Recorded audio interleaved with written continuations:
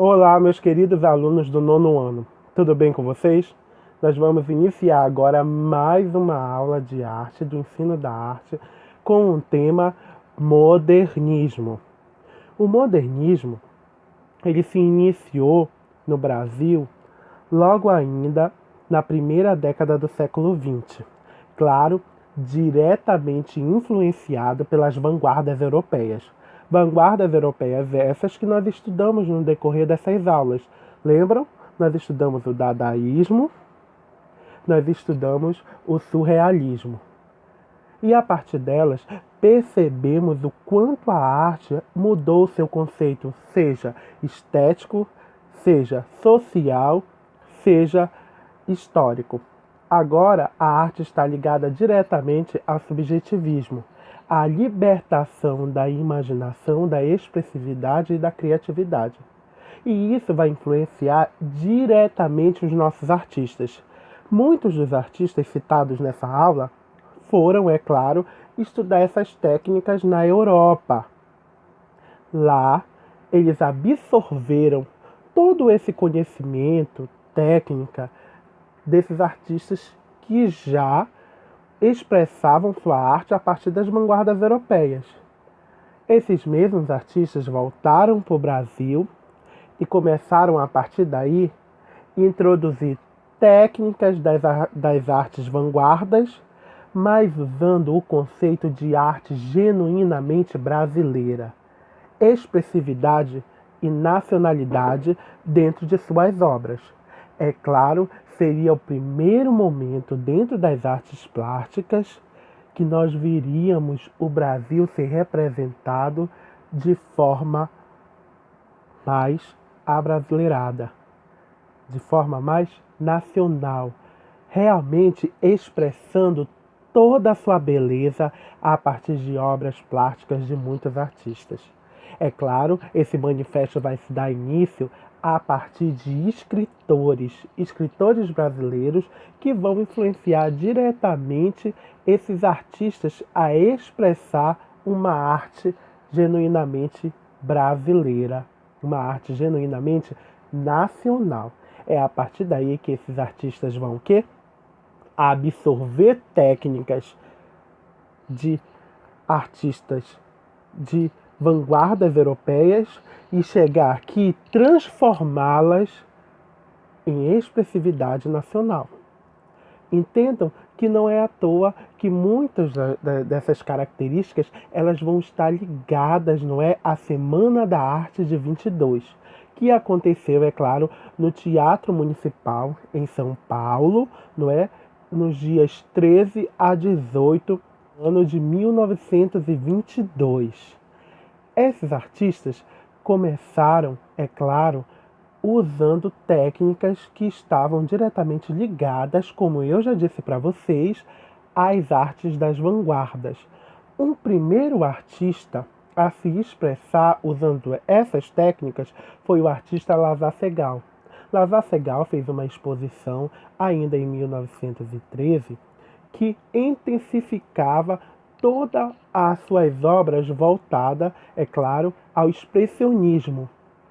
O expressionismo era uma escola, um movimento artístico dentro das vanguardas europeias que expressava, não é, os sentimentos, expressava as emoções de forma, não é, bem impactante.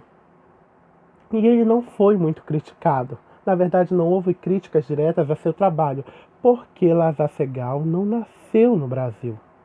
Ele, claro, viveu por muito tempo dentro do país, não é?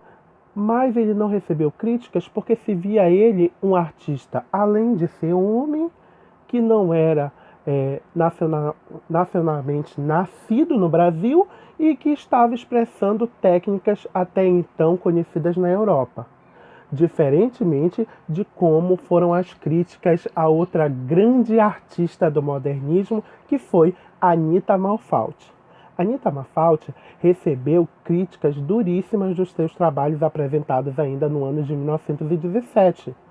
Ela expressava em suas obras muito das técnicas existentes também no expressionismo, como no cubismo.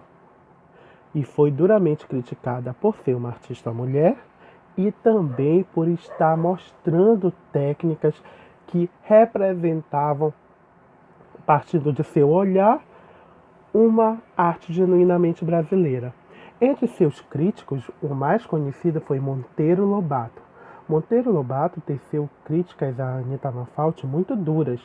Chegou a dizê-la que ela brincava de fazer arte, mesmo ainda a considerando uma artista. Dizia que aquilo eram eloquências de manifestos que não tinham técnica, não sabiam o que era realmente a beleza, a estética, a partir do conceito de arte. A partir do que aconteceu com a Anita Malfatti, vários outros artistas vão se reunir e vão criar um manifesto, não é, do pau-brasil, um manifesto antropofágico, que vai significar o que, crianças? Antropofagia, que é o conceito da palavra, quer dizer se alimentar de algo. E era uma palavra com conceito, não é, voltado aos indígenas, que dizia que o indígena ele se alimentava em algumas tribos que eram canibais de seu adversário, porque ele acreditava que ali ele iria nutrir a energia do seu adversário. E foi essa ideia que despertou o conceito de antropofagia entre esses grandes artistas.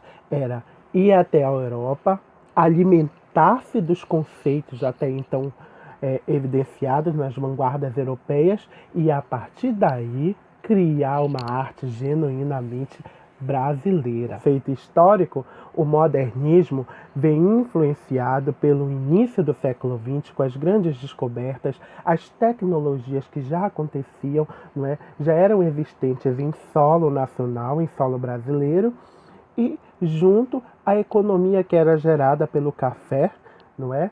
Que até então ainda era uma produção muito grande dentro do solo nacional e sociais da época. Retratar esse momento foi impulsionado por vários artistas.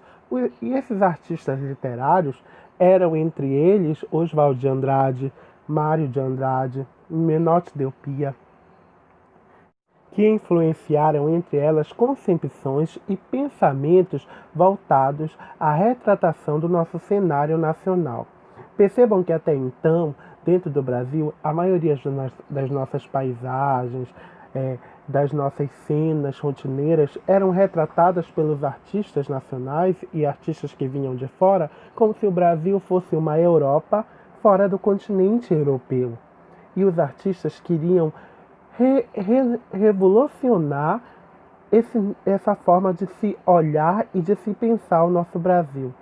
Várias características nacionais vão ser exaltadas nas obras desses artistas, entre elas as nossas árvores, os nossos cenários amazônicos, as nossas vivências e retratações da sociedade da época também vai ser retratado a partir desse momento, mazelas, a miséria, favelas e a vida do povo brasileiro voltado à economia e à subsistência. Isso vai ser um dos papéis primordiais entre o conceito da nossa arte genuinamente nacional, mostrar um Brasil como ele realmente é. Entre esses artistas e esses conceitos que vão ser retratados dentro do Manifesto do Pau-Brasil, não é?